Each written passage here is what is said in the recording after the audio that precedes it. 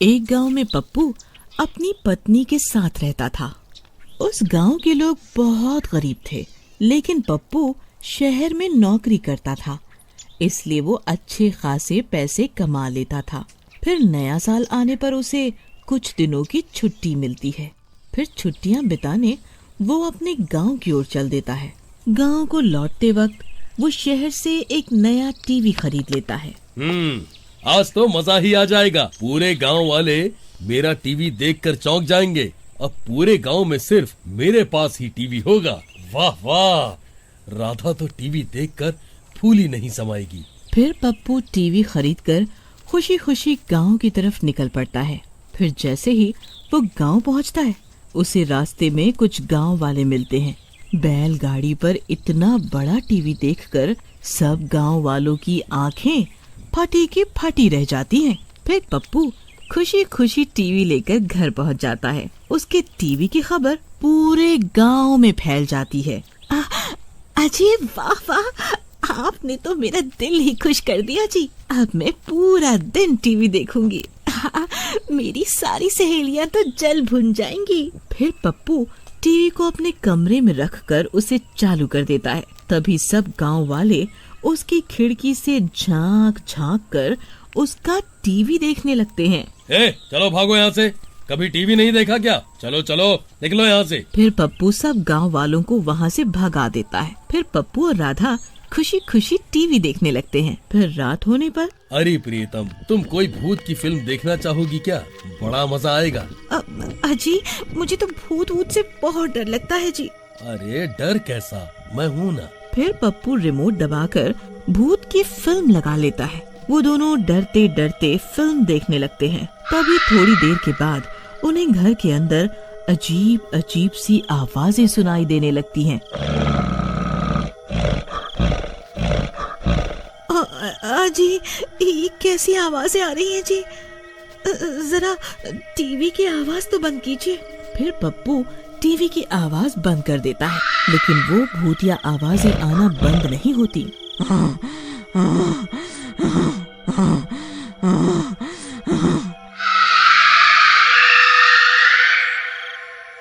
अजी ये आवाजें टीवी की नहीं है जी, ये तो अभी भी आ रही हैं। मुझे तो बहुत डर लग रहा है। आप ये भूतिया फिल्म बंद कर दीजिए, मुझे डर लग रहा है, मुझे और नहीं देखनी। फिर पप्पू भी डर के मारे टीवी बंद कर देता है और वो दोनों डरते डरते सो जाते हैं। तभी अचानक से टीवी खुद ब खुद चालू हो जाता है और वो डरावनी फिल्म शुरू हो जाती है। तभी टीवी की डरावनी डरावनी आवाजें सुनकर उन दोनों की नींद खुल जाती है। कौन है? अजी ये कमबख्त टीवी खुद ब खुद कैसे चालू हो गया? पता नहीं भगवान, तुम डरो नहीं, मैं अभी से बंद कर देता हूँ। फिर पप्पू डरते डरते जाता है और टीवी को बंद कर देता है और वो दोनों फिर से सो जाते हैं। तभी फिर से टीवी खुद ब खुद चालू हो जाता है और जोर जोर से डरावनी डरावनी आवाजें आने लगती हैं। अरे मर गए रे प्रियतम, ये तो फिर से चालू हो गया, अब क्या करूँ? अजी आप इस टीवी की बिजली की तार ही निकाल दीजिए, फिर ये चालू नहीं हो पाएगा। फिर पप्पू टीवी की बिजली की तार भी निकाल देता है, लेकिन टीवी तब भी बंद नहीं होता। अजी ये कैसे हो सकता है? ये नास मिटा टीवी तो अब भी चल रहा है। तभी फिल्म वाली चुड़ैल टीवी से बाहर निकलने लगती है। पप्पू टीवी के पास ही खड़ा होता है। ये देखकर राधा की आंखें फटी की फटी रह जाती है। अजी नीचे देखिए, नीचे, अरे मर गई रे। तभी वो चुड़ैल पप्पू की टांग पकड़ लेती है। अरे मर गया रे, ये क्या चीज है? अरे प्रीतम मुझे बचाओ, ये कमबख्त तो मुझे टीवी के अंदर खींच रही है। अरे मर गया रे, कोई मुझे बचाओ। फिर वो चुड़ैल पप्पू को टीवी के अंदर खींचने लगती है और राधा पप्पू के दोनों हाथ पकड़ लेती है। अजी आप घबराइए मत, मैंने आपको पकड़ रखा है। ये कमबख्त चुड़ैल तू कहाँ से आ गई? मैं छोड़ मेरे पति को, छोड़ मेरे पति को। अरे मर गए रे, अरे भगवान जल्दी कुछ करो, नहीं तो ये नास मिट्टी मुझे अपने साथ अंदर ले जाएगी। फिर राधा बहुत कोशिश करती है, लेकिन वो चुड़ैल पप्पू को अपने साथ टीवी के अंदर ले जाती है और टीवी बंद हो जाता है। राधा की आंखें फटी की फटी रह जाती हैं वो टीवी को चालू करने की बहुत कोशिश करती है, लेकिन अरे मर गई रे, ये कमबख्त चुड़ैल तो इन्हें अपने साथ ले गई। हाय हाय हाय, अब मैं क्या करूं, हाय अब मैं क्या करूं। फिर राधा भागती हुई पड़ोस के घर में जाती है और भीमा और कुछ गांव वालों से मदद मांगती है। फिर कुछ लोग राधा के साथ उसके घर आते हैं। देखिए ना भीमा भैया, इस टीवी के अंदर से एक चुड़ैल निकली और इन्हें अंदर खींच कर ले गई। अरे भाभी, तो आप भी पप्पू भाई के साथ क्यों नहीं गई? दोनों टीवी के अंदर साथ चले जाते। कैसी बातें कर रही हो आप, भला ऐसा भी होता है क्या? फिर वो सब गांव वाले राधा का मजाक उड़ाने लगते हैं। चलो भाई चलो, लगता है राधा बहन का दिमाग खराब हो गया है। फिर सब गांव वाले वहाँ से चले जाते हैं और राधा हैरान परेशान होकर टीवी के सामने बैठ जाती है। हाजी आप कहाँ चले गए? अब मैं क्या करूं? इन गांव वालों को कैसे यकीन दिलाऊं कि टीवी की चुड़ैल आपको अपने साथ ले गई है? वहीं दूसरी तरफ उनकी टीवी की खबर एक चोर तक पहुंच जाती है। तो पप्पू शहर से नया टीवी खरीद कर लाया है। उस टीवी पर सिर्फ मेरा अधिकार है। आखिर कोई भी कीमती चीज कल्लू चोर से कैसे बच सकती है? फिर कल्लू चोर पप्पू के घर की तरफ चल देता है। आधी रात हो चुकी होती है, पूरे गांव में सन्नाटा छाया हुआ होता है। इसी का फायदा उठाकर वो चोर पप्पू के घर में झांक कर देखता है। उसे वहाँ टीवी दिखाई देता है और पास में राधा सो रही होती है। ये औरत तो सो रही है, यही सही मौका है। इस टीवी को यहाँ से गायब कर देता हूँ। फिर कल्लू चोर दबे पांव घर में घुस जाता है और धीरे से टीवी उठा लेता है। राधा को कुछ पता नहीं चलता और वो कल्लू चोर दबे पांव वहाँ से निकल जाता है। अरे वाह वाह, आज तो मजा ही आ गया। फिर कल्लू चोर वहाँ से भाग जाता है और अंधेरे में कहीं गायब हो जाता है। फिर सुबह होने पर राधा की नींद खुलती है। टीवी को ना पाकर वो हक्की बक्की रह जाती है। अरे मर गई रे, इन्हें कौन उठा के ले गया? अरे मैं तो लुट गई रे, मैं तो बर्बाद हो गई। मेरे पति को कोई टीवी समेत उठा कर ले गया। अरे गांव वालों, गांव वालों, मेरी मदद करो। अरे मैं लुट गई रे, बर्बाद हो गई। फिर राधा की चीख पुकार सुनकर सब गांव वाले उसके घर पहुंच जाते हैं। अरे राधा बहन, क्या हुआ? इतना चिल्ला क्यों रही हो?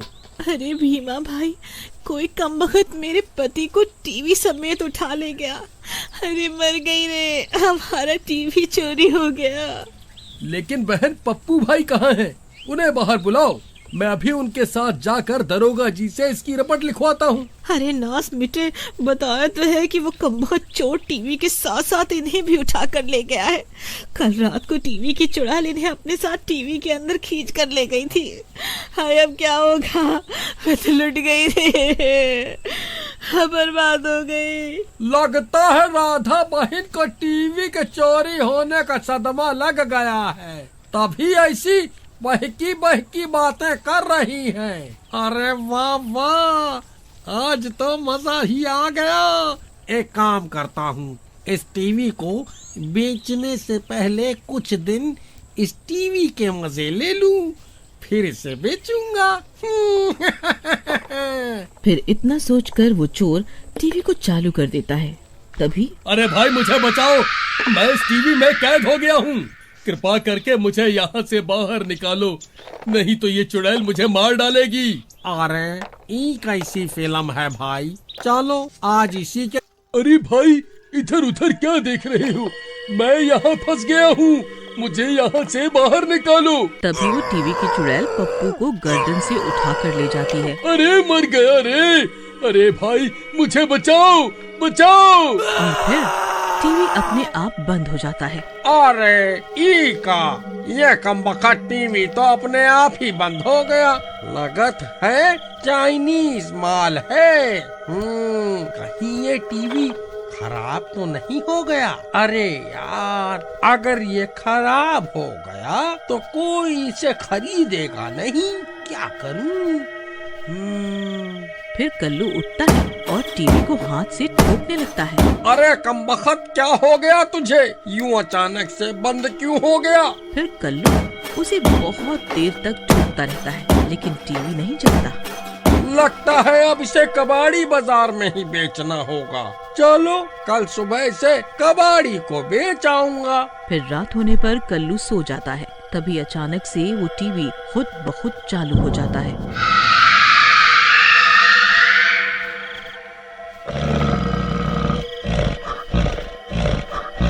और डरावनी डरावनी आवाजें आने लगती हैं। डर के मारे कल्लू की नींद खुल जाती है। अरे मर गए रे! ई कैसी आवाजें हैं भाई? अरे ये टीवी कैसे चल गया? ये तो खराब हो गया था। अरे वाह वाह, मजा ही आ गया। अब मुझे इसके बढ़िया पैसे मिलेंगे। अभी इसे बंद कर देता हूँ, कहीं फिर से खराब ना हो जाए। फिर कल्लू टीवी को बंद करने जाता है। तभी वो चुड़ैल टीवी से अपना हाथ बाहर निकालती है और कल्लू की टांग पकड़ लेती है।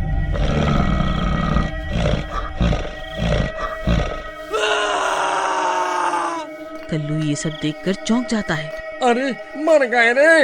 ई का है भाई? ये हाथ किसका है? फिर वो चुड़ैल कल्लू को भी टीवी के अंदर खींचने लगती है। अरे भाई, कोई है? बचाओ बचाओ! ये कमबख्त टीवी तो मुझे अपने अंदर ही खींच रहा है। अरे मर गया रे! ये कैसा टीवी है भाई? हाय, ये मैं कहाँ फंस गया? टीवी भाई मुझे माफ कर दो, मैंने तुम्हें चुरा कर गलती कर दी। मैं तुम्हें वापस तुम्हारे मालिक के घर छोड़ आऊंगा, लेकिन मुझे छोड़ दो। अरे मर गया रे! तभी वो चुड़ैल कल्लू को टीवी के अंदर खींच लेती है और टीवी बंद हो जाता है। अब कल्लू भी टीवी के अंदर होता है। वहाँ उसे पप्पू मिलता है। अरे भाई, ये कैसी जगह है? ये मैं कहाँ आ गया? अरे भाई, तुम तो वही हो जो इस फिल्म में काम कर रहे थे। तुम यहाँ कैसे? अरे बेवकूफ, मैं कितनी देर से तुझे बोल रहा था कि मेरी मदद करो। मैं यहाँ टीवी में फंस गया हूँ। मूर्ख, अब तू भी टीवी के अंदर ही है। यहाँ एक चुड़ैल है जो रात होते ही लोगों को टीवी के अंदर खींच लेती है। अरे गया रे! ये मैं कहाँ फंस गया? भाई, अब हम बाहर कैसे निकलेंगे? मुझे नहीं पता भाई। तभी वो चुड़ैल वहाँ आ जाती है और उसे देखकर वो दोनों भागने लगते हैं। अरे भागो रे, अपनी जान बचाकर भागो। फिर वो दोनों भागकर झाड़ियों के पीछे छुप जाते हैं। अरे भाई, क्या हम अब कभी इस टीवी से बाहर नहीं निकल पाएंगे? मुझे नहीं पता भाई, ये टीवी रात होते ही खुद ब खुद चल जाता है। हमें उस वक्त का इंतजार करना होगा। तभी दूसरी तरफ उस भूतिए टीवी के चोरी होने की खबर पूरे गांव में फैल जाती है। सब लोग उस टीवी को इधर उधर ढूंढने लगते हैं। इसी तरह पूरा दिन बीत जाता है और फिर रात होने पर कल्लू भाई, रात हो गई है। ये टीवी किसी भी पल चालू हो जाएगा, हमें तैयार रहना है। तभी वो टीवी चालू हो जाता है और वो दोनों भागकर टीवी की स्क्रीन पर पहुंच जाते हैं। अरे भाई, कोई है, कोई है, हमें बचाओ, हम इस टीवी में फंस गए हैं। भाई, कोई मदद करो। अरे भाई, कोई है, बचाओ बचाओ। तभी ये आवाज एक गांव वाला सुन लेता है। अरे भाई, ये कैसी आवाज है? लगता है ये उस टीवी की आवाज है। अरे भाई बचाओ, कोई हमारी मदद करो। अरे ये तो कल्लू चोर का घर है, ये आवाज तो यहीं से आ रही है। फिर वो कल्लू चोर के घर में झांक कर देखता है तो वहाँ वो टीवी दिखाई देता है। अरे ये तो वही टीवी है जिसकी तलाश पूरा गांव फिर वो घर के अंदर घुस जाता है। अरे पप्पू भाई, वो देखो हीरा ने हमें देख लिया, अब हम बच जाएंगे। अरे हीरा भाई, इधर देखो, हम यहाँ हैं इस टीवी के अंदर, इधर देखो भाई। अरे ई का ये कल्लू चोर तो हीरो बन गया रे। इस कमबख्त को तो फिल्मों में काम करने का मौका मिल गया भाई। ये कैसे हो सकता है भाई? अरे नास मिटे, मुझे किसी फिल्म में काम नहीं मिला है। मैं और पप्पू भाई इस टीवी में फंस गए हैं। यहाँ टीवी के अंदर एक चुड़ैल है, वह लोगों को टीवी के अंदर खींच लेती है। भाई वह चुड़ैल किसी भी पल यहाँ आ जाएगी। तुम कुछ भी करके हमें यहाँ से बाहर निकालो। अरे मर गए रे, ये टीवी तो सच में भूतिया टीवी निकला रे। सब गांव वाले सही कह रहे थे। अब मैं क्या करूं? कल्लू भाई, मैं तुम दोनों को बाहर कैसे निकालूं? हमें कुछ नहीं पता भाई, कुछ भी करो, लेकिन हमें यहाँ से बाहर निकालो। तभी वो चुड़ैल वहाँ आ जाती है। पप्पू भाई, वह देखो, वह चुड़ैल यहीं आ रही है। हमें अभी यहाँ से भागना होगा। अरे हीरा भाई, तुम टीवी से दूर हट जाओ, भूल कर भी इस टीवी के पास मत आना, नहीं तो वह चुड़ैल तुम्हें भी इस टीवी के अंदर खींच लेगी। फिर वो दोनों वहाँ से भाग जाते हैं। ये सब देखकर हीरा हैरान रह जाता है। तभी उस टीवी की स्क्रीन पर वो चुड़ैल आ जाती है। अरे मर गए रे, यह तो सच में चुड़ैल है। फिर वो चुड़ैल अपना हाथ निकालकर हीरा को भी टीवी के अंदर खींचने की कोशिश करती है, लेकिन हीरा पीछे हट जाता है। मैं किसी को नहीं छोड़ूंगी, मैं किसी को नहीं छोड़ूंगी। तुम सब के सब मारे जाओगे, सब के सब मारे जाओगे।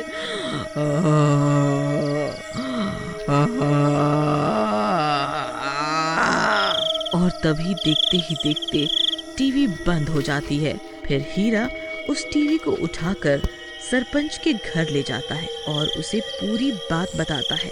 टीवी की खबर सुनकर सब गांव वाले वहां पहुंच जाते हैं। क्या तुम सही कह रहे हो हीरा? सरपंच जी, हीरा भैया बिल्कुल सही बोल रहे हैं। मैंने भी अपनी आंखों से देखा था जब वो चुड़ैल इन्हें अंदर खींचकर ले गई थी। लेकिन अब हम इन्हें टीवी से बाहर कैसे निकालें? सरपंच जी, ये टीवी खुद ब खुद चालू हो जाता है, हमें बस इसके चालू होने का इंतजार करना होगा। मेरे पास एक तरकीब है सरपंच जी, आने दो इस चुड़ैल को। फिर वो सब लोग वहीं इंतजार। फिर अगले दिन रात होने पर वो टीवी खुद ब खुद चालू हो जाता है। अरे राधा, अरे सरपंच जी, आप भी यहाँ हैं। अच्छा हुआ जो आप सब आ गए, कृपा करके हमें यहाँ से निकालिए। पप्पू भाई, तुम घबराओ मत, मेरे पास एक तरकीब है, आने दो उस चुड़ैल को। फिर भीमा हनुमान जी की मूर्ति को कपड़े से ढांक देता है और टीवी के पास रख देता है। तभी वो चुड़ैल उस मूर्ति को इंसान समझकर टीवी के अंदर खींच लेती है। फिर जैसे ही मूर्ति से कपड़ा हटता है, चुड़ैल की हालत खराब हो जाती है। अरे मर गई रे, अरे ये मैंने क्या कर दिया, अरे मर गई रे, मर गई। फिर हनुमान जी की मूर्ति से तेज प्रकाश निकलता है और चुड़ैल जलने लगती है और देखते ही देखते जलकर राख हो जाती है और टीवी का काला जादू खत्म हो जाता है और कल्लू और पप्पू टीवी से बाहर निकल जाते हैं। अरे बच गए रे, हम तो बच गए। पप्पू भाई, मुझे माफ कर दो, मैंने ये टीवी तुम्हारे घर से चोरी कर लिया था। अब मुझे ये टीवी नहीं चाहिए भाई, कृपा करके तुम इसे अपने साथ ले जाओ।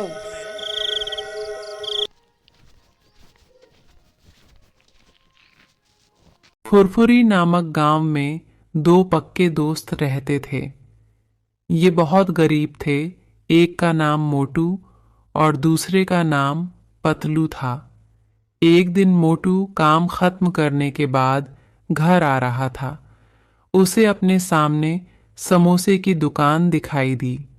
दुकान को देखकर मोटू सोचा, चलो आज हम समोसा लेकर घर चलते हैं और पतलू भी खा लेगा।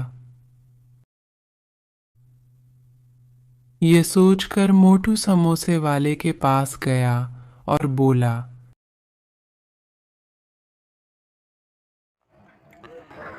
समोसे वाले भैया, जल्दी से गर्मा गर्म समोसे पैक कर दो, 2 प्लेट।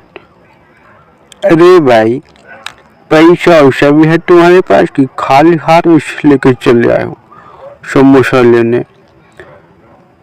अरे भैया, कैसी बात कर रहे हो? फ्री में थोड़े ले लेंगे समोसे। अरे जा भाग भाई, देख रहे हो यार, ये 30 रुपए के 2 समोसे हैं, 2 प्लेट समोसे 30 रुपए के, तू नहीं ले सकता, जा भाग भाई। अरे समोसे वाले भैया, आप ये क्या बोल रहे हो? क्यों नहीं ले सकते हम? अरे हम भी तुम्हारे कस्टमर ही तो हैं। अरे चल भाग, चल निकल, जेब में तुम्हारे 1 रुपए भी नहीं है, बड़ा कस्टमर हमारा बनना। चल निकल यहाँ से। भैया, आप ये कैसी बात बोल रहे हैं? हम फ्री में समोसे तो खाएंगे नहीं। हाँ, आप इतने महंगे समोसे भी दे रहे हो, ऊपर से हमें डांट भी लगा रहे हो, ये भी कोई बात हुई? अगर आप इसी तरह से करेंगे, ऐसे ही सब कस्टमर के साथ, कौन आएगा? अरे तो जैसे भिखारी हमारे दुकान पे नहीं आते हैं, चल निकल। पता नहीं कहाँ कहाँ से आ जाते हैं, 1 रुपए भी नहीं रहता पास। समोसे वाले ने जब इस तरह से मोटू की बेइज्जती की तो मोटू वहां से चला जाता है और परेशान होकर घर पर पहुंचता है तो पतलू उससे पूछता है,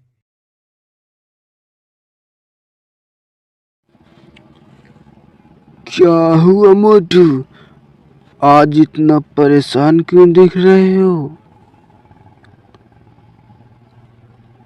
आखिर क्या बात हो गई है, कुछ तो बताओ, बहुत परेशान दिख रहे हो।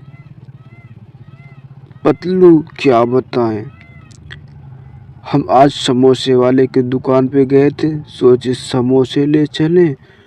समोसे वाले ने बड़ी बेइज्जती करके भगा दिया, ऊपर से इतने महंगे समोसे बेच रहा था वो। एक समोसा 15 रुपए का, भला ये भी कोई बात है? कोई 15 रुपए का समोसा बेचता है इतना महंगा? और तो और मुझे भिखारी तक बोल के भगा दिया समोसे वाले ने, बहुत बेइज्जती की हमारी। कोई बात नहीं मोटू, तुम परेशान मत हो। वो समोसे वाला ऊपर से इतना महंगा समोसे बेच रहा था, उसके बाद भी तुम्हें डांट भी लगाया। अब हम भी खुद का समोसे का दुकान खोलेंगे। आखिर समोसे बनाने में लगता ही क्या है,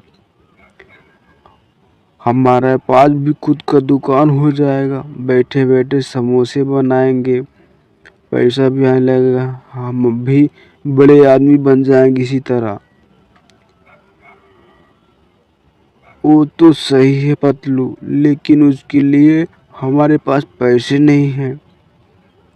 अरे उसकी चिंता मत करो तुम, हमारे गुल्लक में जो पैसे पड़े हैं, आखिर वो कब काम आएंगे? हाँ, ये तो सही कह रहे हो, लेकिन उतने से हो जाएगा? अरे क्यों नहीं होगा मोटू, वो पैसे बहुत हैं, उतने पैसे से हम आराम से अपनी दुकान खोल सकते हैं। तब तो बहुत बढ़िया है मोटू। चलो ठीक है, देखते हैं अपने गुल्लक से और पैसे निकालते हैं। अब मोटू और पतलू दुकान खोलने के लिए अपने गोलक को तोड़ देते हैं और थोड़े बहुत पैसा इकट्ठे करके दुकान खोल लेते हैं। एक समोसे का दाम 5 रुपए लगा दिया। जैसा उन्होंने सोचा था, उससे अच्छा उनका दुकान चलने लगाता है और उस चाय वाले के पास धीरे धीरे ग्राहक जाना कम कर दिया।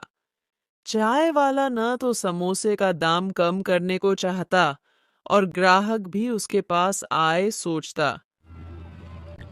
अरे ये लोग तो दुकान समोसे की खोल ली और ऊपर से इतने सस्ते समोसे दे रहे हैं।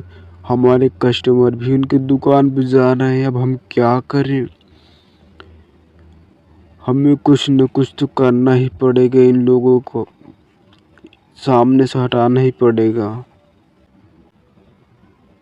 दुकान में बहुत उधार भी हो गए, कस्टमर भी नहीं आ रहे हैं। अब हम क्या करें? हमें तो कुछ समझ में नहीं आ रहा है। बहुत परेशानी हो रही है।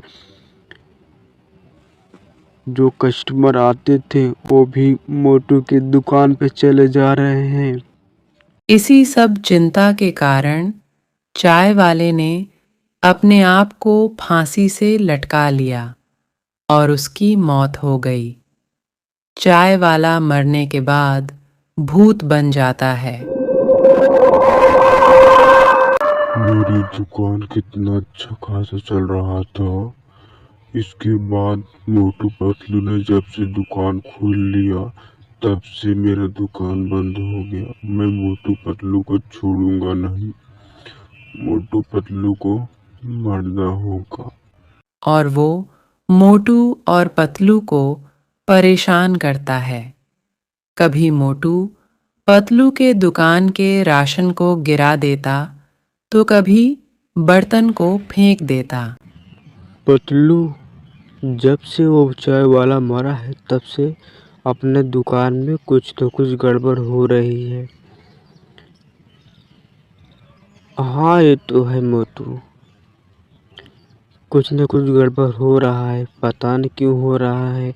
जब से वो चाय वाला मरा है, जब देखो अपना ही नुकसान हो रहा है। कुछ समझ में नहीं हो रहा है ये सब क्यों हो रहा है। अब दूसरे दिन मोटू पतलू के दुकान पर एक ग्राहक समोसा खा रहा था। तभी वो समोसे वाला आ जाता है और उस ग्राहक को गर्म तेल की कढ़ाई में फेंक देता है। यह देखकर मोटू पतलू उसे बचाने की कोशिश करते हैं और वो समोसे वाला भूत हंसने लगता है।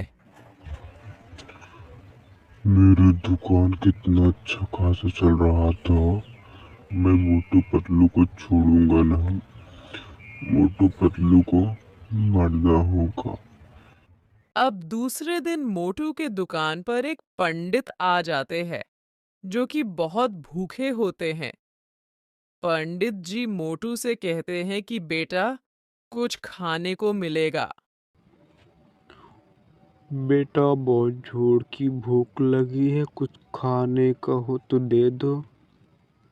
जी बाबा जी, समोसे बने हैं, गर्मा गर्म खा लो, इससे शायद आपकी भूख मिट जाए। हाँ बच्चा, बहुत तेज भूख लगी थी हमें, चलो हम समोसा भी खा लेते हैं। अब पंडित जी मोटू के दुकान पर समोसे खाने लगते हैं।